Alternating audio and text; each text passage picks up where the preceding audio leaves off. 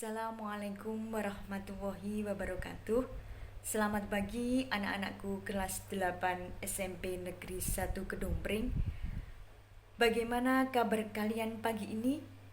Saya berharap kalian tentunya dalam keadaan sehat walafiat.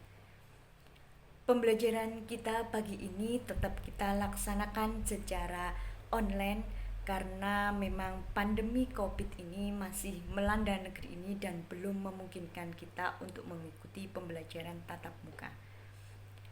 Anak-anakku, sebelum saya memulai pelajaran pagi ini, mari kita berdoa sebentar agar pelaksanaan pembelajaran kita pagi ini bisa berjalan lancar. Berdoa mulai. Selesai. Kita pagi ini akan belajar bersama Ibu Eri Sarmudiah Ningsih dalam waktu kurang lebih 1 jam. Pembelajaran kita pagi ini kita akan membahas tentang bab pertama di semester genap ini.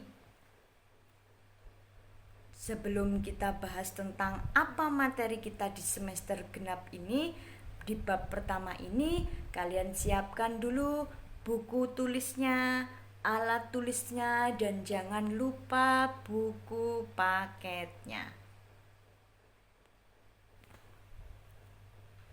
Sudah siap anakku? Hebat!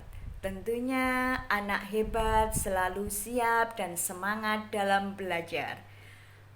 Bab pertama di semester genap ini kita akan mencoba untuk mengapresiasi karya orang lain melalui teks ulasan. Yang akan kita bahas pada bab ini adalah tentang teks ulasan. Apa teks ulasan itu? Lebih jauhnya kita akan bahas di bab ini. Sebelum saya jelaskan lebih lanjut tentang apa yang dimaksud dengan teks ulasan, pada tujuan pembelajaran kita pada pagi hari ini yang pertama nanti kita mengidentifikasi pengertian dan ciri umum teks ulasan. Kemudian yang kedua, kalian dapat menceritakan isi teks ulasan. Coba sekarang kalian buka buku paket kalian di halaman 153 sampai 154. Di situ ada contoh teks ulasan tentang novel ateis. Bagaimana penjelasannya di situ? Kalian bisa lihat, kalian baca di bagian awal dijelaskan tentang identitasnya. Identitas tentang novel ateis. Karya siapa, nama pengarangnya siapa, judul bukunya, tebal bukunya, jumlah halamannya ya. Setelah itu ada bentuk sinopsisnya. Ada gambaran umum tentang isi teks novel ateis itu apa. Kemudian di situ ada kelemahan dan kelebihannya, dan yang terakhir ada bagian review atau kesimpulannya. Nah, itu nanti kita bahas lebih jauh lagi di struktur teks ulasan.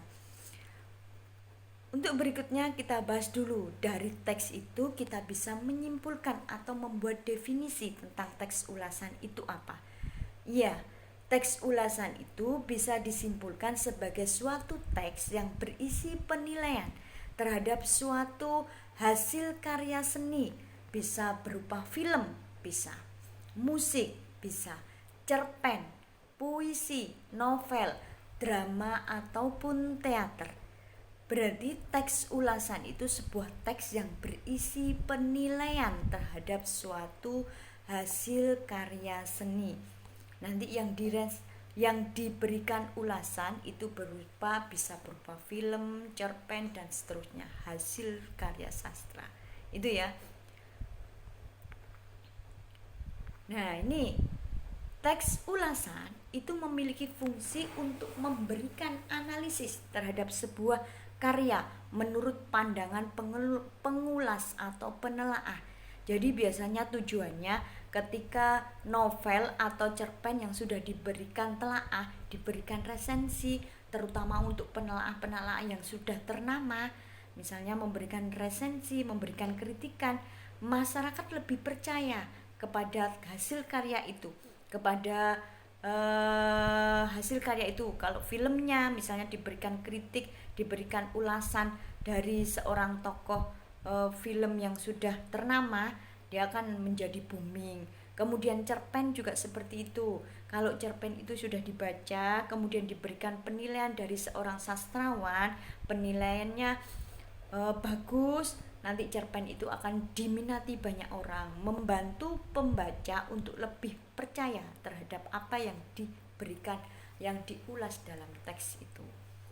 Melalui teks ulasan ini, pembaca dapat memperoleh gambaran mengenai kelebihan dan kekurangan sebuah karya sastra.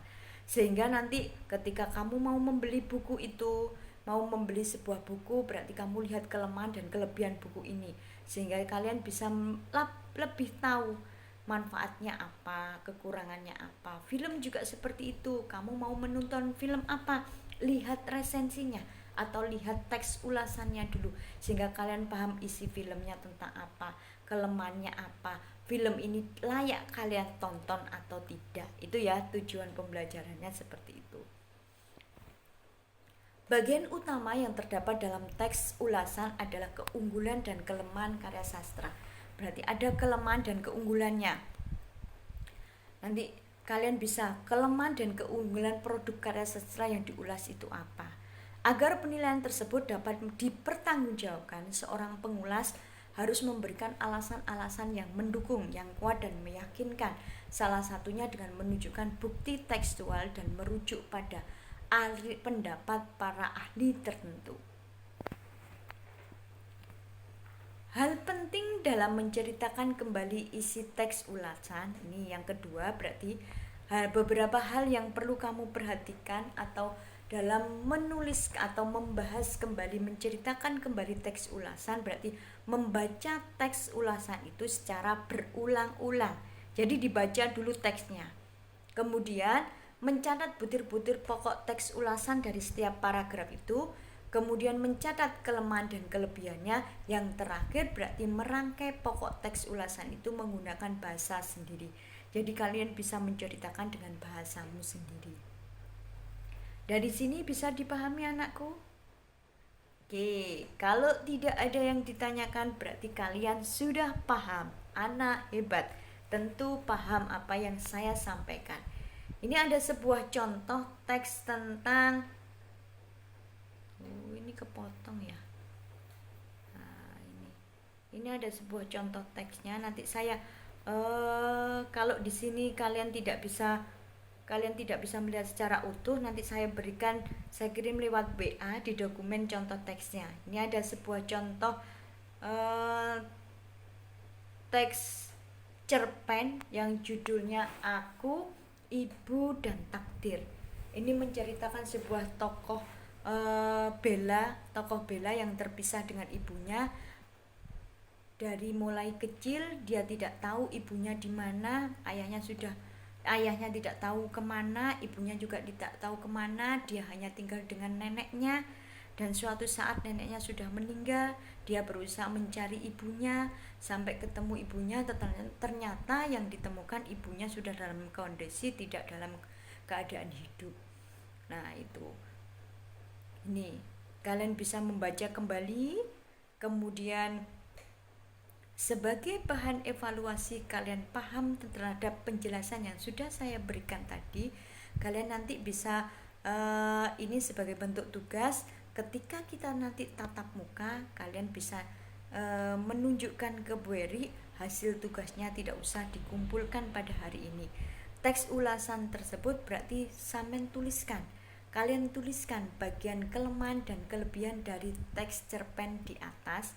Kemudian ceritakan garis besar atau buat sinopsis cerpen tersebut dengan bahasamu sendiri, bukan bahasa dari yang sudah disimpulkan seperti ada yang dicontoh di bukumu itu ya. Kalian bisa membuat dengan bahasamu sendiri, dengan gaya penceritaanmu sendiri. Bisa dipahami anak-anakku dari pembelajaran kita kali ini? Kalau tidak Ada yang ditanyakan? Dalam pembelajaran kali ini saya akhiri dulu. Saya berharap kalian tetap semangat belajar dan salam sehat. Waalaikumsalam warahmatullahi wabarakatuh.